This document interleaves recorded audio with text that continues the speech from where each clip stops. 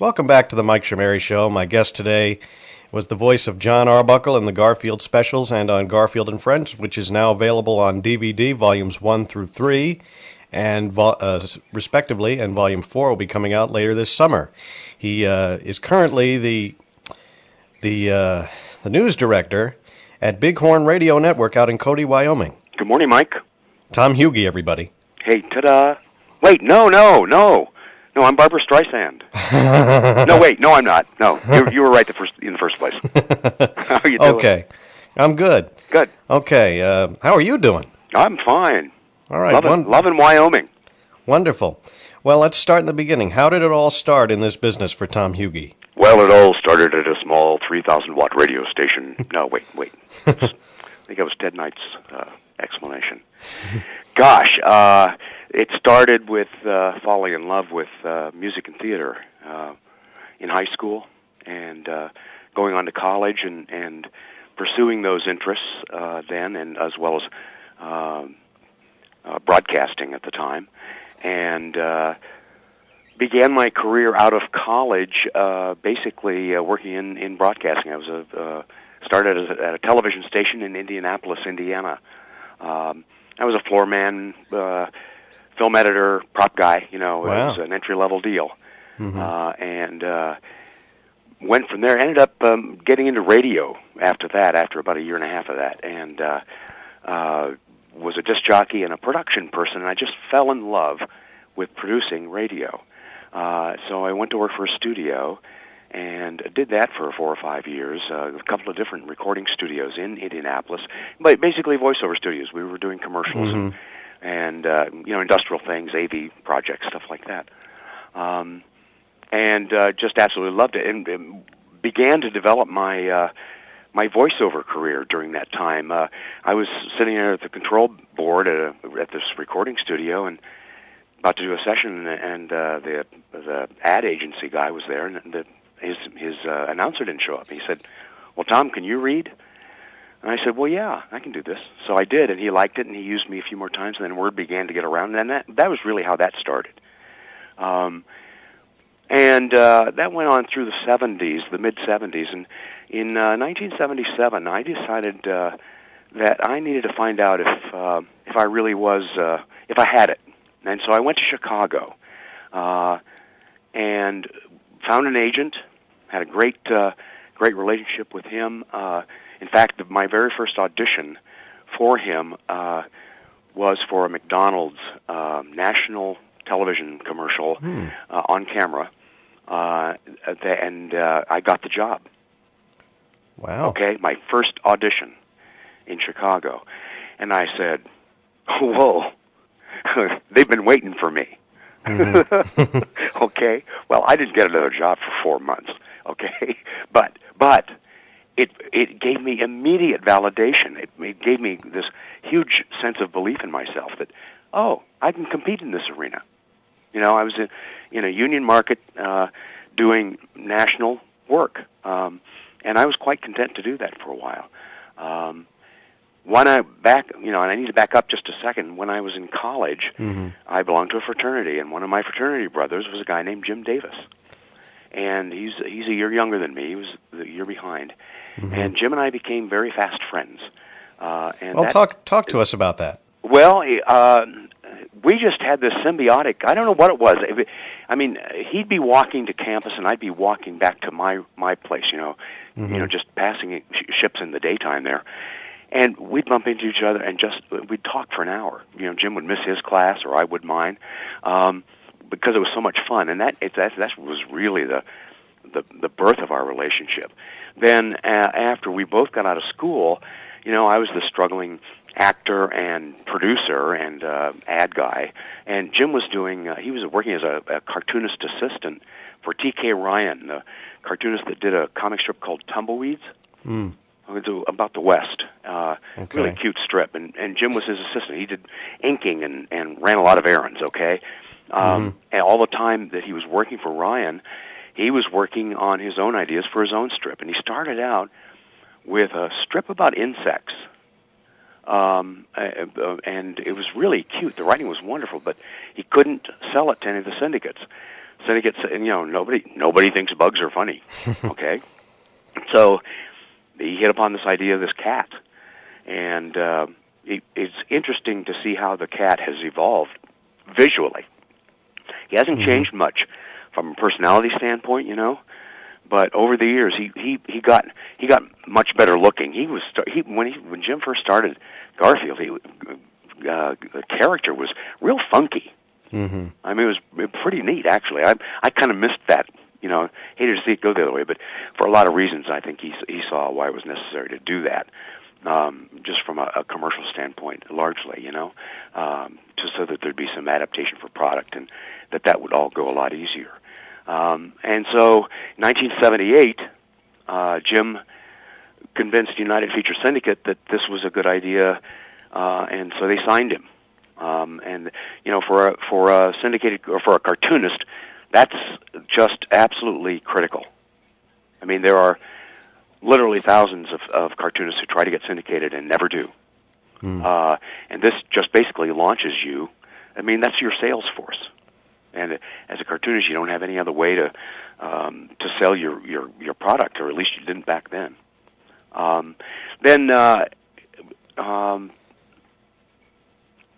It wasn't long after that, and CBS began to express some interest in some television work, and they did a short, it was an hour special called Those Fantastic Funnies. That was hosted by Lonnie Anderson, and what they did was they just got a bunch of comic strips and animated them.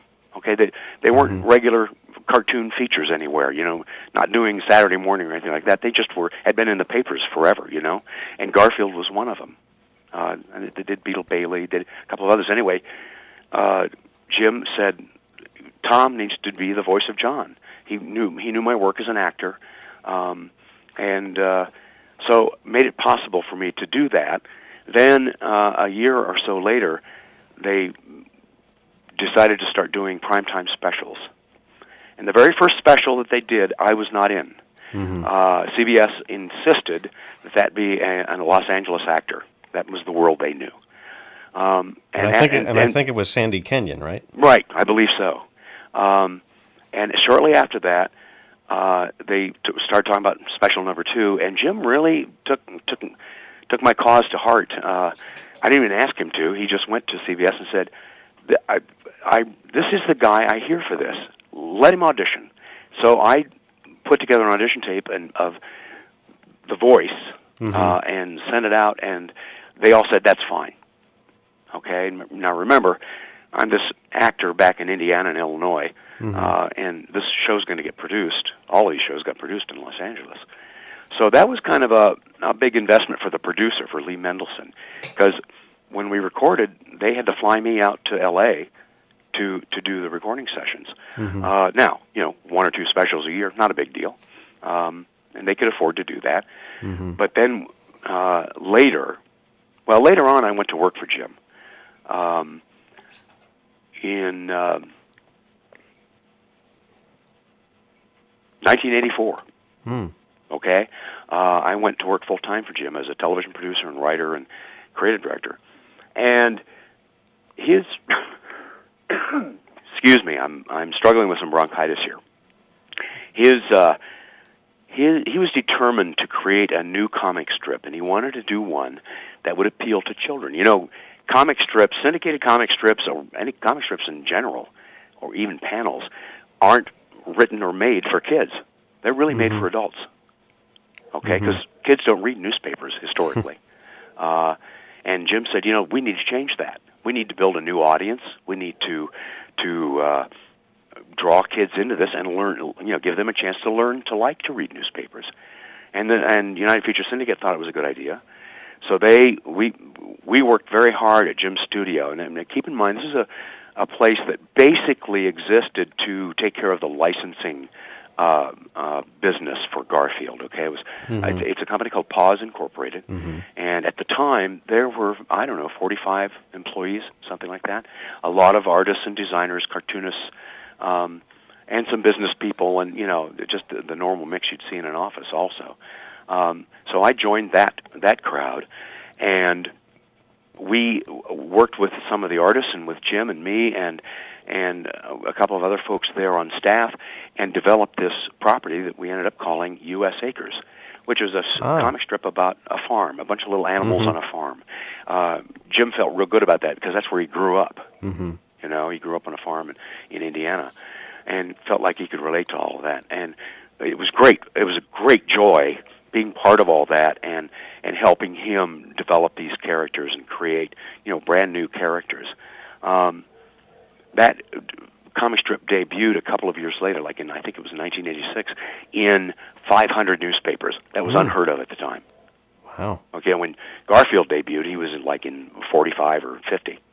Okay, and of course that was all based on the strength of Jim and the Garfield reputation, because that was a period of time when Garfield was incredibly hot. It was a period of time when remember the Stuck on You, the Garfields that were on car windows? Yes, I do. Okay, they call them Stuck on Yous, and that was going on, and just was a huge accidental hit, and so everybody was a real promoter for Jim and believed in him. I think a lot of people still do, actually, but so the syndicate embraced it. Newspaper editors bought it. What we didn't understand, the mistake we made was that comic strips, new comic strips get introduced in a newspaper for a certain amount of time, and it's up to the editor's discretion. It might be 3 months, it might be 6 months, and then they do something called the scream test. Okay, SCREAM. They yank it. They take it out, replace it with something else, to see if anybody complains. That tells them, if people are complaining, that means, that had a following, and they put it back in. Okay? Did people complain? Did people complain? About it being missing. Follow? Yeah. Okay? But what we didn't count, and we knew that. We knew that's how it worked, but what we forgot was that kids don't write letters. Okay? So it could be, and we'll never know now, but it could be that we had quite a large following, but the kids didn't know what to do about that.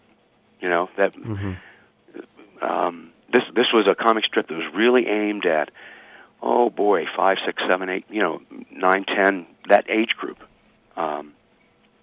So as a comic strip, it began to drop circulation. And during that same period of time, we were shopping the comic strip property as a Saturday morning TV series, because we thought that would give it a great shot in the arm for the newspaper business. Okay, I mean, Jim's a cartoonist, and that was the world he lived in and what he understood really well, and believed in that, and so it felt like if he could give them some reason to stick with it, the newspaper editors, if they saw it on Saturday morning all of a sudden, then maybe they'd keep the strip. And nobody at the networks wanted to buy that. They didn't want to do just U.S. Acres. They all wanted Garfield. So we ended up negotiating a show called Garfield and Friends, which is 2/3 Garfield stories and 1/3 U.S. Acres, hoping that we could, bolster that push a little bit, and maybe it would catch on. As an actor, I have to tell you that I absolutely loved working on U.S. Acres. I mean, I did Roy the Rooster, right. Gort the Pig, I think, and a couple of other characters like that, and they were just great fun. And Mark Evanier, the writer, just was wonderful. Wrote us some great material, and I also got to work with people like Howie Morris. Okay, Howie played Wade the Duck. And he was just an absolutely hysterically funny man, and one of my heroes from my boyhood. I mean, Howie was on your Show of Shows with Sid Caesar and Imogene Coca. But anyway, we had great fun with that. It just unfortunately never caught on. The TV series was a hit. I mean, it was on for, I think, 7 years. 7 years, yes. Yeah. Excuse me.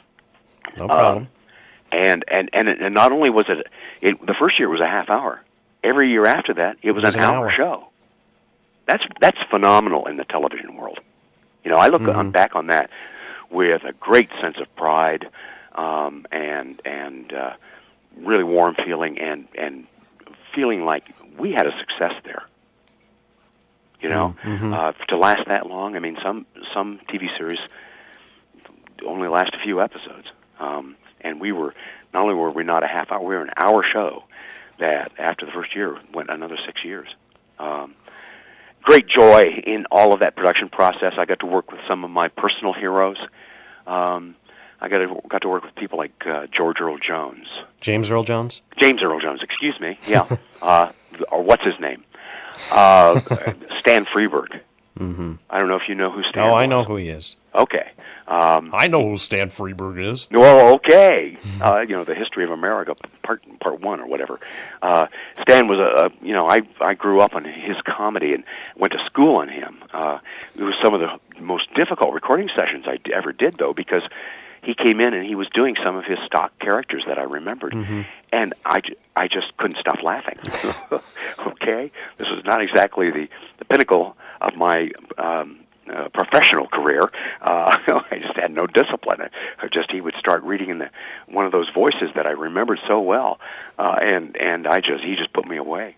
But gee whiz, Harvey Korman, Pat Harrington, Imogene Coco did a show. Don Knotts did a few shows. We just had a wonderful group of people Buddy Hackett, who a lot of whom were past stars who weren't anymore. You know, they weren't the hot deal anymore. And as you may or may not know, Hollywood tends to spit people out. I mean, they use them up and then say, "Well, you're yesterday." And these were a lot of folks who just wanted to work, and we just blissfully invited them to come join us. We also had a good reputation in the voice and acting community. Our show was unlike most others. Most other shows, when they recorded them, were pretty sterile. They were very careful never to overlap voices, for instance, so that they could edit later. If they needed to shorten something, they could take stuff out, and they wouldn't have to bring the actors back in to re-record a scene. Okay, we said, "The heck with that. Let's kind of roll the dice and let actors be actors." And so it was a wonderful acting experience for everybody involved, and kind of juicy in just the very best way possible. I mean, it was just a wonderful chemistry. So the word began to get around, and so we didn't have a lot of trouble getting a lot of these people to come work for us, and we didn't pay much. We didn't have much of a budget. It was just a Saturday morning animated show, so a lot of people came to work for scale, and that just thrilled us. I mean, they just loved it and wanted to come back. It was a great experience. We've only scratched the surface. More with Thom Huge coming up later. We'll be right back. Welcome back to the Mike Shamari Show. My guest today was the voice of Jon Arbuckle and many more in the Garfield TV shows. Practically all those shows are on DVD now, including the complete Garfield and Friends series. He is currently the news director at KODI-AM and for the Bighorn Radio Network in Cody, Wyoming. Please welcome back to the Mike Shamari Show, Thom Huge. Oh, no. Please sit down, please. Yes. Hi, Mike. Hi, Tom. Welcome back. Thank you. Glad to be here. Yes, and thankfully you're doing much better than you were last time you were here. I am. I had a horrendous, I don't know what it was, viral infection, I guess. Yes, well, glad to hear you're doing better now, and I seem to keep my streak intact of being well while doing interviews. Okay, well, you sound good. All right, well, thank you. You're welcome. Okay. Well, what's been going on in your life since we last spoke? I've been healing. Okay. Just a joke. Oh. Okay. Okay. Well, okay. I'm Mr. Serious. Remember when I did that interview? Oh yes, that's right. Yes. Well, I've been mighty busy. Actually, kind of learning the broadcast journalism trade. Oh. You know, I mean, being a news director is kind of a new shot for me. I'm just a little less than a year now that I've been doing this here in Cody, Wyoming. It's a return to some roots of mine. I was in radio 35 years ago when I was working back in Indiana, and right out of college, I worked for a television station for about a year and a half in Indianapolis, and then left there and got into radio, and just absolutely fell in love with it, and did that for 4 or 5 years. Got into I was a disc jockey. I was not a journalist then. I wasn't a newsman. I was a disc jockey and a production guy, along with trying to kind of ply my trade as ply my craft, I should say, as an actor back in those days, and that all seemed to work together because I really got into production and really fell in love with the whole art of audio production, and ended up going to work for a recording studio back in Indianapolis and running that for a couple of different companies, doing that sort of thing, and getting into more writing and performing, and so eventually I did get out of radio.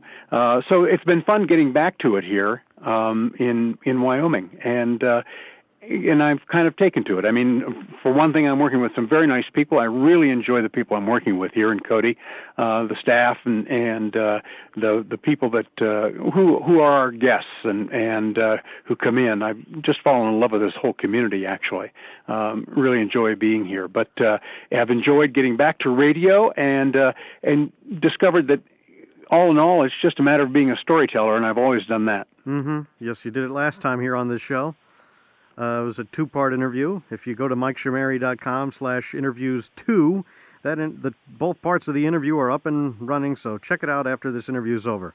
Okay. All right. Well, you can do the same, Tom. Sure. Okay. Well, let's, on a more serious note, talking Garfield and Friends. Since our first interview, we lost Howie Morris, someone you worked with on the show. Sure did. What memories do you have to share from working with him? Oh, just absolutely wonderful. Howie was a very warm and, gosh, a funny man, and had just some amazing stories to tell about his career, his days in early television. You know, he was back on the old Sid Caesar Your Show of Shows, and that was something I grew up on as a kid, watching those shows, and Howie was a favorite of mine. I just thought he was such a wacky, funny little guy. He, along with Carl Reiner and Sid Caesar and Imogene Coco, and they just they were pioneers, and you know, in the early days of television, and I kind of went to school on them. So it was a great thrill to have the chance to work with Howie. Howie was cast. We did this program called Garfield and Friends on CBS Saturday mornings, and part of that was a segment of a program called U.S. Acres. Right. And Howie was cast as Wade the Duck. And Wade, his character flaw was he was afraid of absolutely everything. He was what we called a panophobe. Right. Okay, and in fact, Wade wore this inner tube around him. They had a little duck, that little head of a duck, and that little head of that duck mimicked what Wade was doing. I mean, if Wade was crying, that little head was crying. You know, just was worked in concert with him, and I really enjoyed what the animators did with that. But anyway, Howie just took to that, and I mean, when he auditioned for it, for the role, there was just absolutely no question that this is going to be a terrific characterization, and it turned out to be. Wonderful man to work with.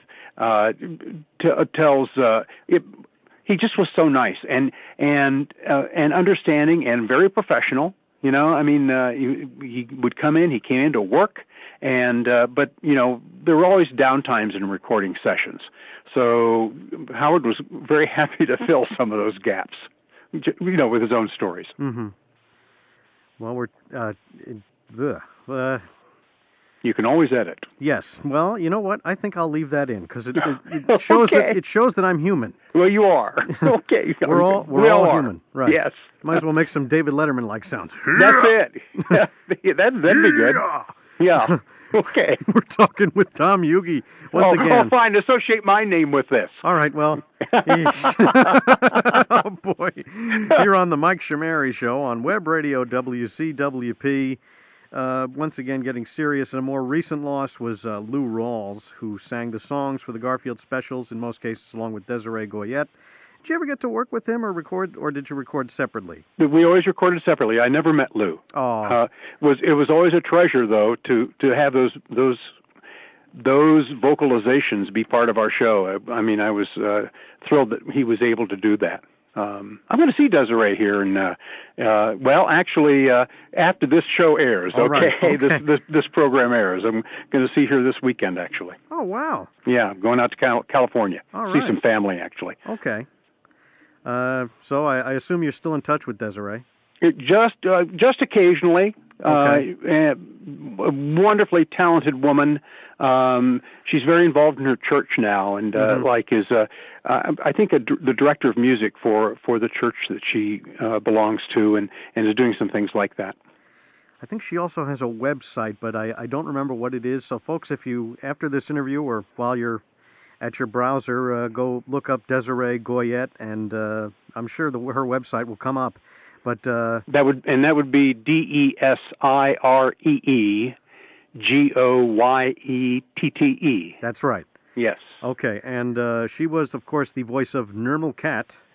Right, on Garfield and Friends, and was she along with a lot of other characters. She did a lot of other smaller roles too, like most of us did. Mm-hmm. Right. Well, we're talking with Thom Huge, as I keep saying, here on the Mike Shamari Show. Okay. On Web Radio, this is so much fun. On Web Radio WCWP. Well, do you have any other stories to tell? Gee, that I guess not. Well, I'm sifting. This was a while ago. Okay, Mike. I'm sorry. All right.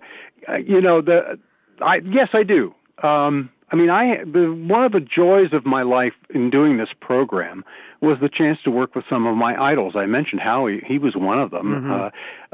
Stan Freberg. I don't know if we talked about this last time or not. We did. Okay, but let's talk again. Okay. Well, it was all I could do to get through a recording session with Stan because he so tickled my memory funny bone. All of the wonderful satire and parodies that he did back in the late 50s and early 60s, and I just became really conversant with all these vocal characterizations, all these voices that he did. And then he came in and did the Garfield show with us, and there it was again. And it just brought all that back, and we would be recording a scene, and he'd launch, get into one of these voices, kind of like that, right. And I lost it. I was just totally unprofessional. It took a great amount of self-discipline and threats from the producer to straighten up. But there was that, and the wonderful moment with Imogene Coca. Imogene did one or two programs with us. Might have only been one. I can't remember now. I think it was two. Was it? Okay. Yeah, I have access to the DVDs. You are a better researcher than I am, yes. Michael. But she was just the sweetest, most wonderful lady. And again, back to those days of your show of shows with Caesar and with Carl Reiner and Howie. Just the lady was a legend, and she was so sweet and so nice, and just and she was quite old when I worked with her, but still into it, and just loved sitting there reading a script and doing a role. Okay. Well, let's see. Now what? I'm looking at my questions here. Let's see. We talked about that you're still in touch with Desiree Goyette. When was the last time you were in touch with people like Greg Berger, who was Odie and Orson, and Julie Payne, who was Liz and Lanolin on Garfield, and in the specials as well? I have not talked to Julie for many years. Okay. We've just gone our separate ways. And in fact, I haven't talked to Greg for a long time either. And Greg I was pretty close to because we worked so much together. Almost anything that I was in, Greg was in, not only as Odie, but also he did the voice of Orson Pig right. In the U.S. Acres segments. And a bunch of other characters too. Greg was I'm sure still is, a very versatile actor. I keep expecting to see him land some kind of plum role on a sitcom or something, and I'm amazed that he hasn't. Yeah, me too. But he seems to be, his fit seems to be voiceovers. He's done a lot over the years. And I still am in regular touch with Mark Evanier, our writer. Okay. Mark was the, and I don't use this word often, but he was the genius behind the success, I think, of the Saturday morning show. I mean, and I don't want to take anything away from Jim Davis, the creator of the characters, because that's really where it all stemmed from. But Mark breathed such life into all of those characters, and especially the U.S. Acres characters, because there really wasn't much for him to go on there. In terms of, he didn't have that long-running comic strip that he could draw from in terms of character and character traits. We kind of had to, we did backgrounds on all of those characters and said, okay, this is what they're like and kind of where they came from, little backstories and that kind of thing. And then Mark just made those come alive. In retrospect, I think I probably enjoyed doing the U.S. Acres segments even more than the Garfield segments.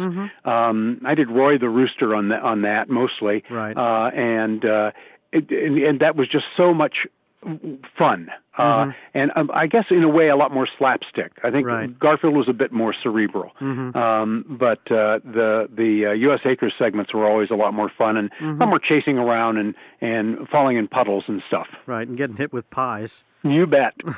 You bet. There's nothing like getting a pie in the face. That's right. Yes.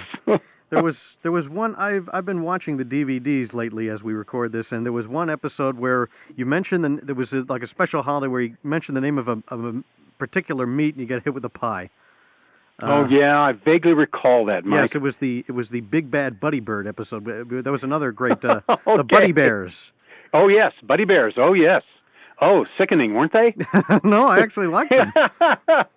I noticed that there was one thing, if you watch the DVDs or if you watch Garfield and Friends, it's indication that their voices change from the first appearance in the Binky gets canceled second episode. Okay. But well, that could be. Yeah, well. This is the Garfield aficionado speaking. Oh, yes, I know that. I know you are going to find those flaws. Okay? Yes. Because you've studied them and the shows and that kind of thing. And I can't recall the exact evolution of the Buddy Bears, but we might have done a little switching around there. But you were one of the voices, but it was at almost like 1.5 speed or double speed. Yeah, they did a very speed thing on that. You don't have to do that anymore. No. Now you can just treat it digitally and get the same effect without having to do that. We did it the old-fashioned way. Sped up the tape. Right. Times are different now. Yes, they are. For example, this is being recorded in Adobe Audition 1.5. Oh, okay. I'm recording it in Cool Edit Pro. Okay, that's what Adobe Audition has become. Ah, okay. I didn't know what that. What it once was, rather. I see. Okay. Okay. Okay. Well. Well, Mike, what have you been up to? Well, I've been racking up the interviews a lot, mainly with musicians, but with a couple of voiceover artists as well. The voice of Jimmy Neutron, Debbie Derryberry. The voice of Timmy Turner on the Fairly Odd Parents. What's her name? Tara Strong, somebody from SpongeBob, and also Jimmy Neutron, Carolyn Lawrence, Billy West, who has done many voices, Ren and Stimpy, Futurama. Oh, yeah. Let's see, who else? And otherwise, a lot of musicians. My idol, David Benoit. Who oh, man. Yes. I met David once. Oh, really? Yeah, he, I'm trying to remember why. I think he did a special. Well, yeah, and our producer, Lee Mendelson, worked with David on some stuff, I think. Unrelated, but somehow, coincidentally, we all ended up at the same place in Los Angeles at one point for some kind of new album CD release party or something, as I recall. Was it for David's album, or was it for... Okay. It was for David's. And I can't remember, I don't even remember the title of it. This was 12, 14 years ago. Well, chances are it was Inner Motion. That's a guess. That might have been it. Okay. Because there was a track on there that's very popular and still gets played on the local smooth jazz station here, MWA, Musicians with Attitude. Okay. All right. Doesn't ring a bell? No, sorry. Okay. Well, I'm a bigger fan than you. Well, I have to confess that I am not a huge jazz fan. I'm a banjoist and guitarist. Okay. So I'm into folk music and a little bit of bluegrass and that kind of stuff. So I'm much more likely to listen to Emmylou Harris or all right. Alison Krauss or somebody like that. All right. Well, there's somebody here at our station, Chris McIntosh. His name is Grant. Goes by the nickname Grandfather Rock. He has a show on Sunday nights called Rock and Soul Gospel, and he's played his share of Emmylou Harris on the show. Okay. Yeah, she's a great lady. Great, she is. Great artist. Mm-hmm. Well, I guess we might as well get back to... No, wait a minute. I might as well tell some other people that I've interviewed. Okay. Let's see. I interviewed... Well, just today, today's the Martin Luther King Day. Yes. As we record this, and I spoke to Bill Heller, the keyboardist for the band The Rippingtons. It's another jazz band. Oh, wow. Yeah. Oh, you know of them? Yeah, I do. Okay. Russ Freeman on the guitar. Mm-hmm. Eric Marienthal recently on the saxophone. I've interviewed Eric. I've interviewed Russ. Let's see who else. Saxophonist Mindy Abair. Peter White, another guitarist. Craig Chiquiso, who was with Jefferson Starship back in the day, and is now a solo artist himself in the world of jazz and new age. Brian Hughes. Colin Mockery from Whose Line Is It Anyway? Oh, cool. Oh, yes. Oh, yes. Very funny person. Absolutely. Oh, yes. Mm-hmm. Let's see. Jeff Lorber, he followed you after he was on the week after that your first interview was on. He's another keyboardist. He's worked with a lot of people. Guitarist. Yeah, that sounds like one of those studio musician names. Yes. Kind of. Lee Rittenauer, another guitarist. Oh, yeah. Oh, you know Lee? Guitarist? Yes. Yeah. Captain Fingers is his nickname. He's worked with Dave Grusin. You bet. Of course, Dave Grusin done a lot of movies like On Golden Pond. Oh boy, so many interviews and so little time. And the show, yeah, but they're great fun, aren't they? Yes. You know, when I first got back into radio, I knew I'd be reading newscasts and going out and doing reporting and interviewing some people for that.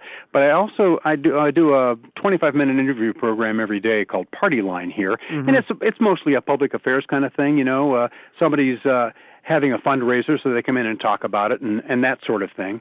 Or there's a new adult education class coming up in the area, and so we kind of talk about that for 25 minutes. Those kinds of things. And I was really intimidated about that because I didn't know how good a job I'd do at that. And it turns out to be my favorite thing I do every day. It's so interesting and fun to see where we end up with, and what kind of responses I can get from folks. And you know, we're not doing investigative journalism here. We're just trying to spread the joy here in the community, frankly. And so it's always fun and very positive. But that's turned out to be a very enjoyable thing to do that whole interview process. I suspect you're finding the same thing. Absolutely. And what was my interview used for? Was it used for Party Line? Yes. Oh, really? Okay. Yes. When exactly did that air? Like in July or something? It didn't. We never did it. Oh no, it never aired. No, we never recorded it. Okay, well. I mean, when you interviewed me, I did not record that. No, I don't mean. I mean the when you interviewed me. I never interviewed you. No, then. We talked about doing it, but we never got it done. No, it was. I remember it was in June, and I was a lad from New York. You referred to me as. Am I hallucinating? I'm hallucinating, aren't I? Well. I had a senior moment. Okay, well. I got to go look that up. Okay, well. I don't know what the answer is to that, Mike. Okay. It's okay. And you asked me about Nora Jones. It's okay. Okay, now it's coming back. Oh, okay. Okay, yeah, it would have aired, but I don't know when. Okay. Okay, I'm sorry. We don't do a real good job of keeping track here. Okay. It's small market radio. Okay. All right. Well, we're a college radio station, so. Okay. Well, good for you. That's where I first did my first radio gig. Well, back at Ball State University. Speaking of David Letterman. Yes. All right. Yes, we talked about Dave before with the guttural noises he's made. That's right. He makes sometimes, and Paul Schaefer's band usually adds a musical accompaniment to that. But we all need our own personal band, don't we, Mike? Yes. Just take them wherever we go. Right. I'm sure that's the way Letterman lives his life now. You know, just Schaefer goes with him everywhere. Yes, like when or not.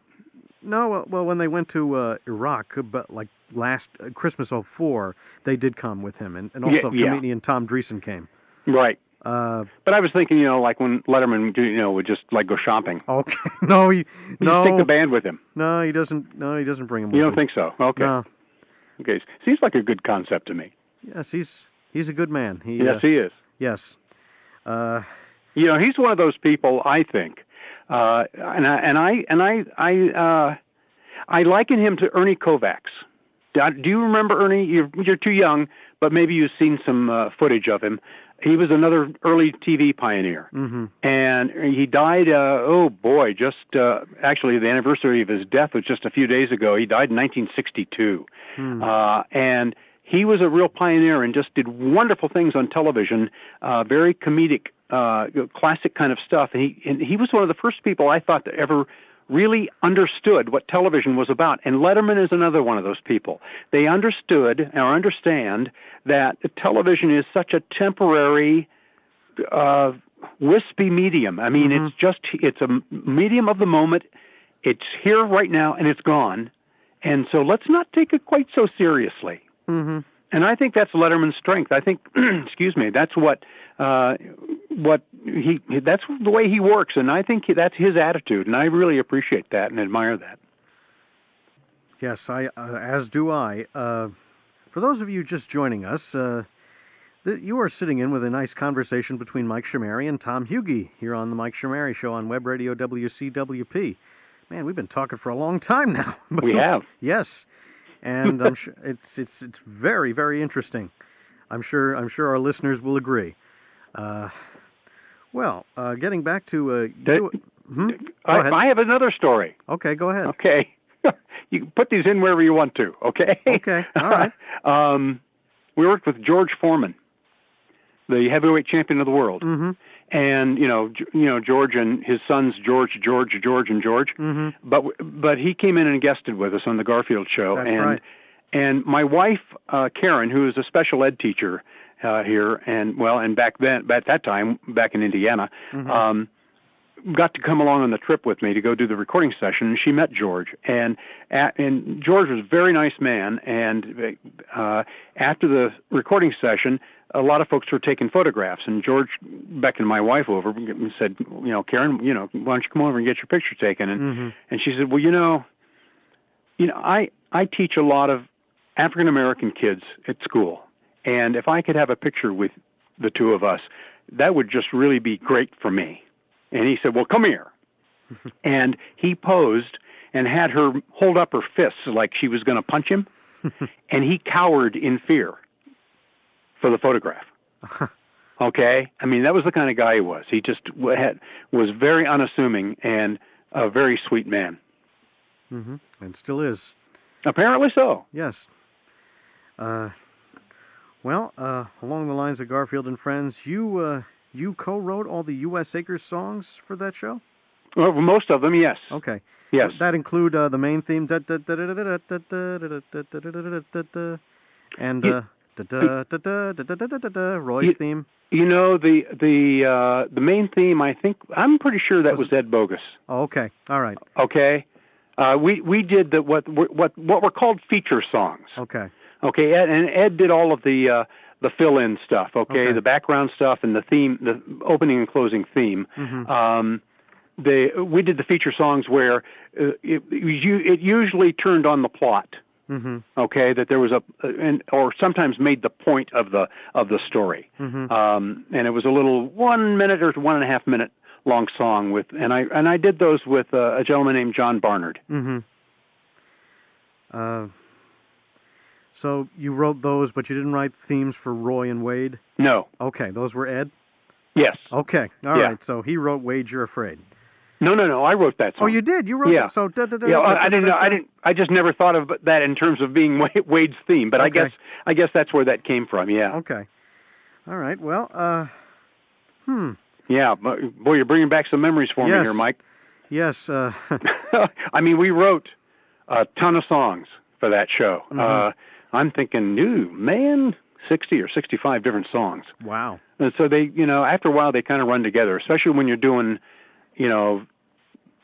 13 or 15 or 18, 20 segments a year. Difficult for me to summon those from my memory. Okay. All right. Okay. Well, you know what? I'm out of questions, so... Okay. Is there anything else you want to ask me? Well, yeah. Okay. Is professional wrestling really fixed? Yes. Some people would agree it is. That's a Mark Evanier question. Yes, that I know. Just absolutely have stole the moment he wrote it and have used it everywhere I go. In fact, I interviewed for a job once, and in fact, it was the job that brought me to Wyoming at the when I went to work for the Buffalo Bill Historical Center, which is this huge Western museum here in Cody, right. Like 7 acres under one roof kind of a thing, and with 5 different museums in it. But anyway, my first interview was a phone interview, and Karen, before she went to work that morning, said, "Okay, Tom, whatever you do, don't ask the question." Okay, and she went to work, and so we did this interview, and I'm interviewing with the executive director and some administrative type folks, and I'm beginning to discover they have a sense of humor, but I decided at the end of it that I just needed to do it. And of course, they did say at the end, "Do you have any questions?" And that's what brought this about. Somebody always does that, okay? Right. They do a speech for the Rotary Club. The ending is, "Well, do you have any questions?" Okay, and so and Mark Evanier did that in one of our U.S. Acres segments, and I think Orson. No, I can't remember. I don't remember who actually spoke that line, but it just put me away, and so I stole it. Anyway, so we finished this job interview, and I said, "Well, yeah, is professional wrestling really fixed?" And there was like 5 seconds of silence. And then they started to laugh, okay?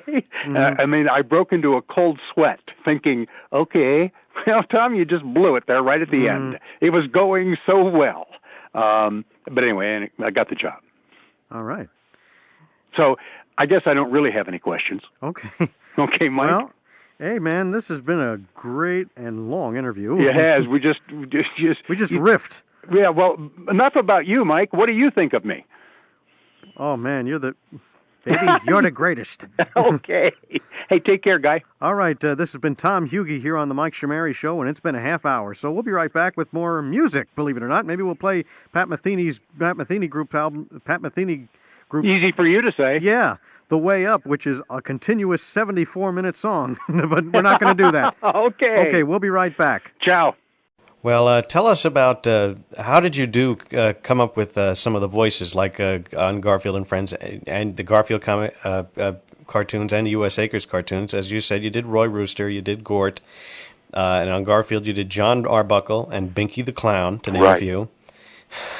How did you come up with those voices? Well, Jon Arbuckle was pretty much me, only a little nerdier. Okay, and I just used mine, and I'm probably unrecognizable today because of this cold I've got. But it was kind of I moved up into the kind of this register here, and because he needed to be sort of pathetic, and vulnerable, and that just seemed to work really well. Binky the Clown was the screaming clown, and Binky, we had him in the show for a while. We had a little episode called Screaming with Binky, and he'd go someplace totally inappropriate, like a diamond cutter's salon, and and he just, everything he did was at the top of his voice, as loud as he could possibly do it, and we always saved those sessions for last, because my voice would just be totally gone, because there was no way to fake that. We just had to scream it. Then as we were working on the U.S. Acres characters, we did some, I guess what you would call animatics. We did some demo kinds of things, stories, out in Indiana, and just kind of used some staff. And I kind of fell in love with Roy, and developed that character. And Roy Rooster was just kind of this irritable, mostly well-meaning, but kind of self-centered Rooster, and I felt like his voice ought to have some sort of sense of irritation, to the audience. Right. And so we moved him way up here.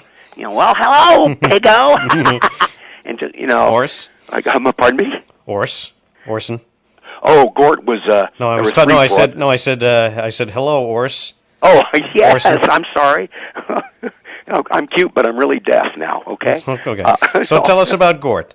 Well, Gort was really a minor character. They developed three brothers who could pick on Orson. They were Orson's brothers, Mort, Gort, and Wart. Mm-hmm. Okay, and so we just kind of well, hello there, brother. And that brings it to my throat. I'm sorry. Pardon. That's all right. I'm sorry. I mean, the great joy was is a lot of these characters were kind of like, some of them were just kind of experiments, and that got created or came to life in the recording studio. If in the animation world, you do the voice tracks first, and then they do the drawings to the voice, rather than the other way around. So that was a real creative process. So Mark Evanier, the writer, would write in this, just kind of incidental character, and somebody would latch onto that and make something out of it, and somebody would say, "Boy, we got to do that again." And so they'd bring him back in a different episode, because it was so much fun, Right. So that's where a lot of those things. That's where a lot of especially the more incidental characters. One of our actors, our part of our stock company, is a guy named Frank Welker, who was just an amazing voice talent, and especially during that time. And I've lost track of Frank. I don't know if he's still working or not. He is. He was just incredibly busy. I mean, mostly doing voiceover, and he would even do sound effects, soundtracks for movies. Where, hey Frank, we need a dog here in this night scene, okay? And so they'd bring him in, and he'd, well, what kind of dog do you want? Roof, roof. Just was really good. Sorry. It's all right. But Frank played a number of characters for us. He played Booker and Sheldon. These are the two chicks, the little baby chicks, one of whom has not come out of his shell. Right, he's an Sheldon, egg. Okay? And so he went into this fairly cartoony, because it needed to be such a young chicken, oh, hi there, real high-pitched. And then for Sheldon, he'd do the same thing, but he'd either put his hand over his mouth or use a cup. And so it'd be, oh, hi, everything would be kind of muffled. And he also did Bo Sheep. Bo Sheep, right. Well, you know more about this than I do. Well, I'm a big fan. You've done your research. Well, thank you. You've done your research. Well, tell us about you, of course, doing Garfield specials and Garfield and Friends. You got to work with the late legendary... Oh, by the way, folks, we're talking with Thom Huge from Garfield and Friends. Good morning. Good afternoon. Or whatever. We're talking... Well, I already just said that. You got to work with the late legendary voice of Garfield, Lorenzo Music. What was that like? Absolutely couldn't have been a better experience. Lorenzo was the sweetest, warmest person that you could imagine, and if there was anything funny to be gotten from words strung together, he found it. He just was a wonderful comedic actor. He started out doing like Carlton the Doorman from the old Rhoda show. From Rhoda, right. In fact, he was a producer for Bob Newhart and the Bob Newhart show, and many years ago. But he finally decided, I want to be an actor, and he decided he wanted to just do voice work. He didn't want to be on camera. And if you've seen pictures of him, you've probably seen him with something in front of his face. I mean, his headshot. Every actor has a headshot. A photo. I'm looking at one right here on my office wall, where he's at a table like in a restaurant. He's got on a baseball cap kind of thing, sunglasses. He's got a coffee cup right in front of his face. You can't see him. Okay, that's his headshot. Because he always thought, I want people to hire me based on what I sound like, not on what I look like. That was I thought very crafty of him and very wise. He did a lot of work. He's a very busy actor, and unfortunately came to an all too quick end because of cancer, and it was a very sad day. I mean, he had a lot of talent and was always a gentleman and very, very nice. Well, we know you mostly from Garfield, and I do, but you know, you have you talked about you first did a McDonald's commercial. What else have you done as an actor? You know, the Garfield's about it. I mean, I've done a ton of commercials. I mean, literally hundreds of them. I was in the ad agency business for a while too. During that, before I went to work for Jim Davis, I had an ad agency in Indianapolis. My ex-wife and I we called it the Huge Company, and won a bunch of awards, you know, local Addy awards and things like that. And it's when I really began to hone my skills as a marketer and a writer. So later on, and in fact, not too long ago, I came to work for a museum here in Cody. That's how I ended up in Wyoming. A place called the Buffalo Bill Historical Center. Tell us about that. The Historical Center is an amazing anomaly. It is a huge museum complex in a community of about 9,000 people here in western Wyoming, just outside Yellowstone National Park. It's like 300,000 square feet of building. That's 7 acres, almost. Okay? It has 5 different kinds of museums. Whitney Gallery of Western Art, the Plains Indian Museum, Cody Firearms Museum. They've got like 6,000 firearms in their collection. Buffalo Bill Museum, okay, which is really where it started. And then also the Draper Museum of Natural History. And everything, basically, it's all about the West, the American West. And the Art Museum has amazing paintings by people like Thomas Moran and Albert Bierstadt and N.C. Wyeth, Frederick Remington, you know, Charlie Russell, these classic 19th century painters. They see about 250,000 people a year in a community of 9,000. Okay, and basically, it's a tourist attraction. Okay, because we have people on the way to Yellowstone and on the way out, and that's where all those people come from. They stop off in Cody. We're just 50 miles from the park, and spend the day and spend a few hours in this amazing museum complex. It's quite stunning. If you're ever in Cody, you've got to see it. You can't, you know, or in this neighborhood even. Well, you're also the news director for the Bighorn Radio Network. Tell us about that network and what you do. Well, it's a small radio network here in Wyoming, owned by a company called Legend Communications. We have 5 stations just kind of here in what we call the Bighorn Basin. And then the company itself owns a number more, but we do news for 4 of those 5 stations. It's a one-man shop. Okay, I'm the news director, but I'm also the reporter and the assignment editor, and I make coffee and clean up the wastebaskets. Okay, it's kind of a return to my some of my roots because I worked in radio. I think I mentioned earlier. You did. When I was almost just out of college for a number of years.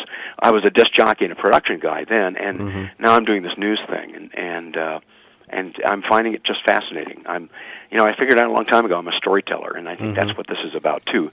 I'm just not allowed to make it up. Okay, well, I'm supposed to be telling the truth, and I think I do a pretty good job of it, actually. Well, this has been a wonderful, wonderful interview. I want to ask one last question. What does the future hold for you?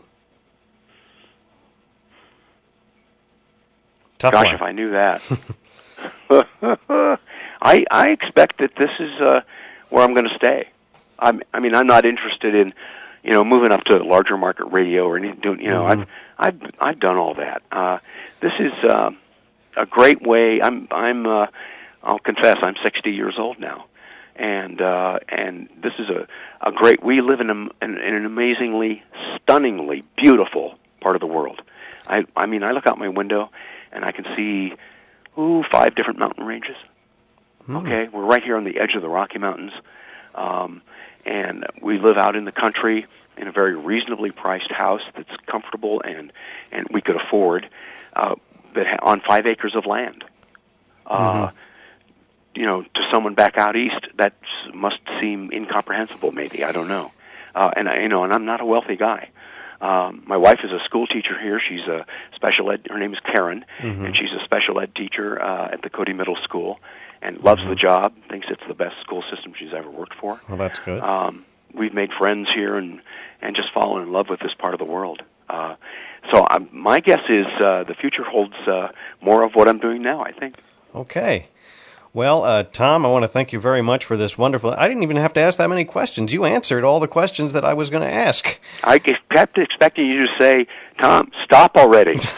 No, you're great. Bless your heart, thank you. I wanted to hear everything. Okay, well, Mike, we can talk again sometime, okay? Okay, that'd be great.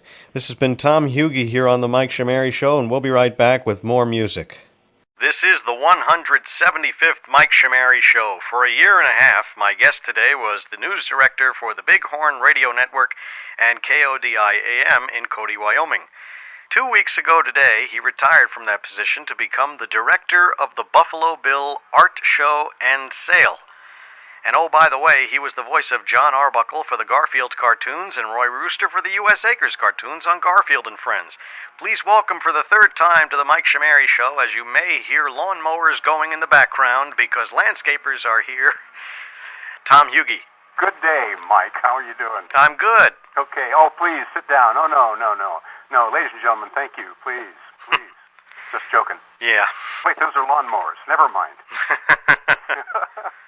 How you doing, man? I'm good. So, you're retired from radio now?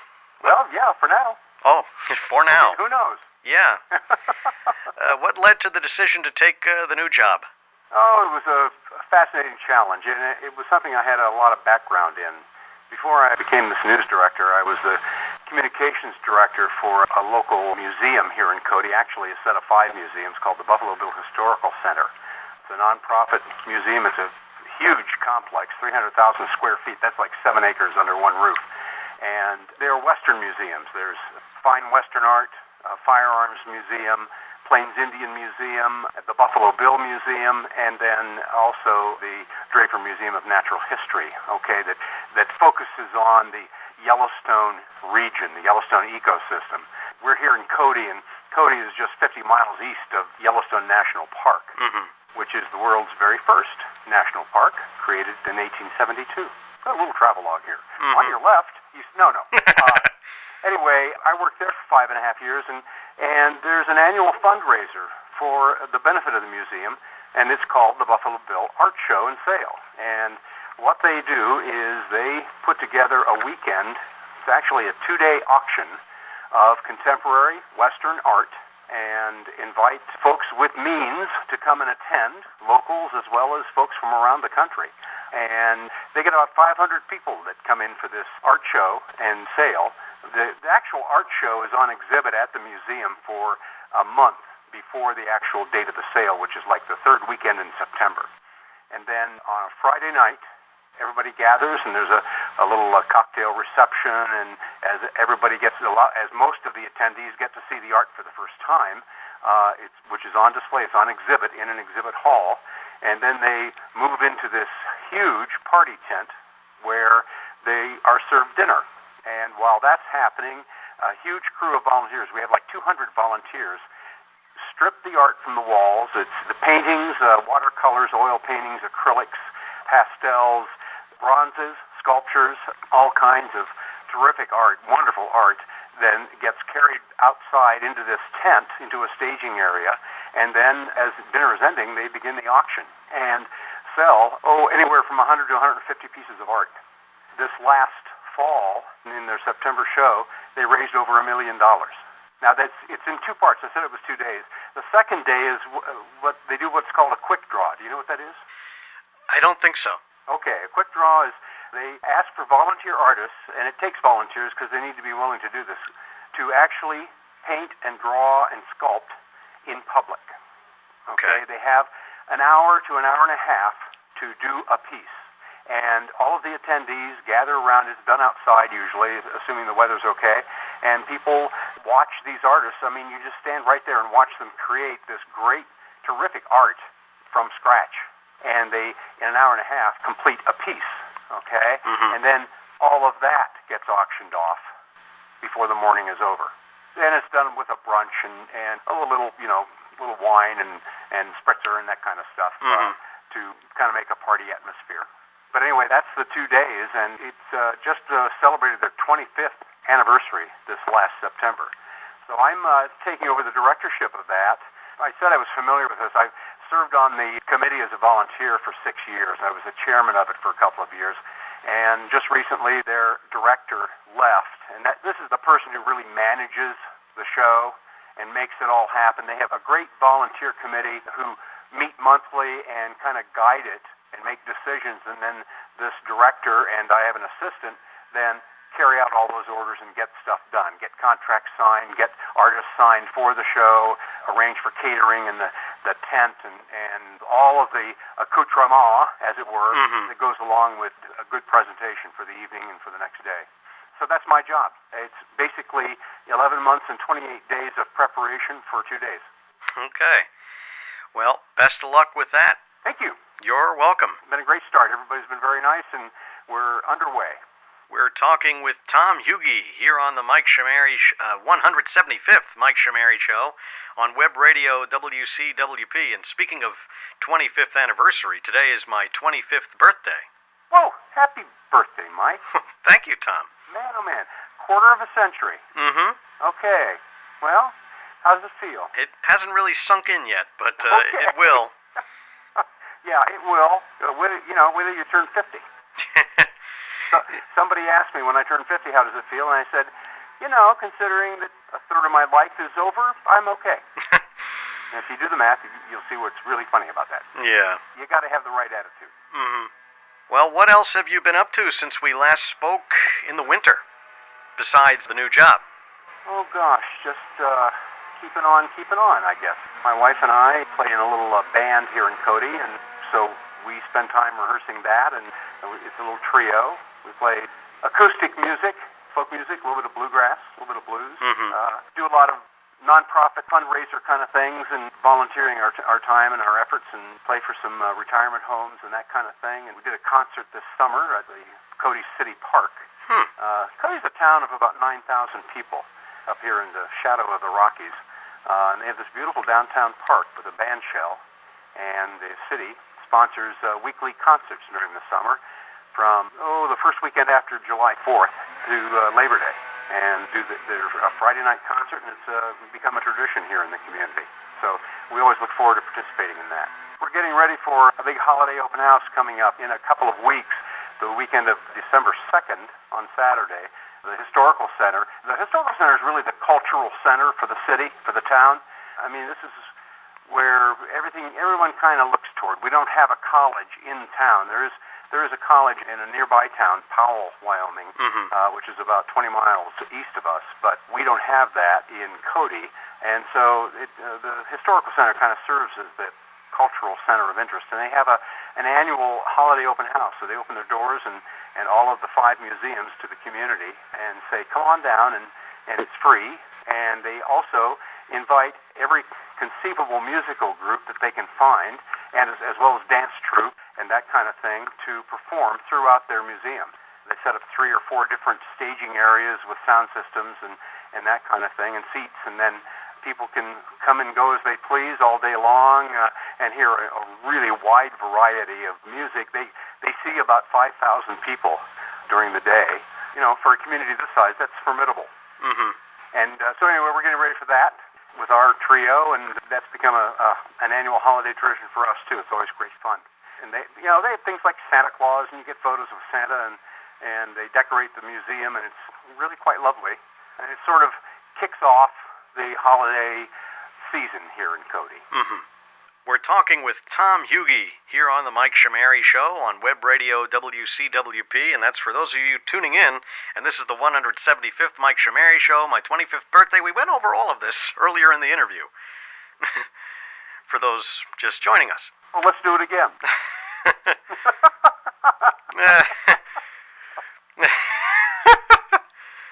Oh boy, we're having fun here. Well, in that last interview we did back in February. Well, it aired in February. We recorded it in January. You talked about going out to California to visit Desiree Goyette, and for those that don't know, Desiree was the voice of Nermal in the Garfield cartoons, as well as other incidental characters, and she also co-wrote a few songs for Peanuts and Garfield specials, like Joe Cool. But anyway, how's Desiree doing?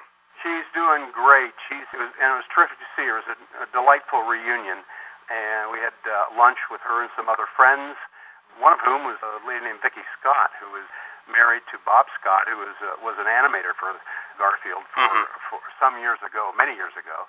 I think he's working for Pixar now. And anyway, Vicky, an old friend, and Bob too, but Bob was working, so he couldn't make it. But it was a great reunion. Desiree's very happy and has kids now and is married to Ed Bogus, who was the composer for all of the Garfield and Friends music and also for all the Garfield TV specials. Glad to hear she's doing well. She is. Well, I really only have one other question on here. Otherwise, I could ask you to... I'd be glad to tell you my favorite joke. Okay, sure. Two guys are walking down the street. They're each walking their dogs. One guy is walking a Doberman Pinscher. The other guy's walking a Mexican Chihuahua. And there's a restaurant across the street, and the fellow with the Doberman says, well, I'm hungry. Let's go have lunch. And his buddy says, well, they won't let us in there. We got dogs. He said, you watch this. Puts on a pair of sunglasses, takes his Doberman across the street, goes into the restaurant. Hostess says, oh, I'm very sorry, sir. We don't allow the dogs. The Board of Health won't allow that. He said, this is my seeing eye dog. Oh, I'm sorry. Here, we'll take you to a table. And so they seat him. So his buddy across the street sees that and sees, okay, I can do that. Puts on his sunglasses, takes the Chihuahua across the street, and walks in. And the hostess says, oh, I'm sorry, sir. The Board of Health won't let us let dogs in the restaurant. He said, this is not just a dog. This is my seeing eye dog. And the hostess says, they gave you a Mexican Chihuahua? And he says, they gave me a Chihuahua? That's my favorite joke. Yeah, it's a good one, and I was holding my laughter back all that time. Oh, you've probably heard it 30 times. No, it's a new one on me, but still, good. Just visualizing the joke. A couple of blind guys. No, wait, they're not blind. Okay. Well, after that joke, we... Gee, look at the time, huh? No, we have one more question. Thanksgiving. Okay. Thanksgiving is coming up this Thursday. Any plans? A lot of eating. Okay. Yeah, we're going to spend it with family. Okay. We've got family here in Cody, and we also sometimes bring in some friends together who don't have family and celebrate the holiday with them to kind of be a substitute for them. Because we understand what that's about. A lot of our family, most of our family isn't here. So we really miss them and wish we could all get together. My wife has the 50-mile radius dream. That is where all of our family lives exactly 50 miles away from us. Okay, that way they're close enough, they can come to visit regularly, and we can visit them, but they're not so far away that they have to stay overnight. Well, Tom, it was great to talk to you once again. I wish you all the best with the new job at Thank you, Mike. At the Buffalo Bill Art Show and Sale. Right. In September. If you want to buy some art, come on out. All right. Okay. So there's a website, too, buffalobillartshow.com, and you can actually see the kind of paintings and sculptures that we have. Okay. Okay. So go there now, folks. You bet. This has been Thom Huge here on the 175th Mike Shamari Show, and there's more music in 30 seconds. Happy birthday.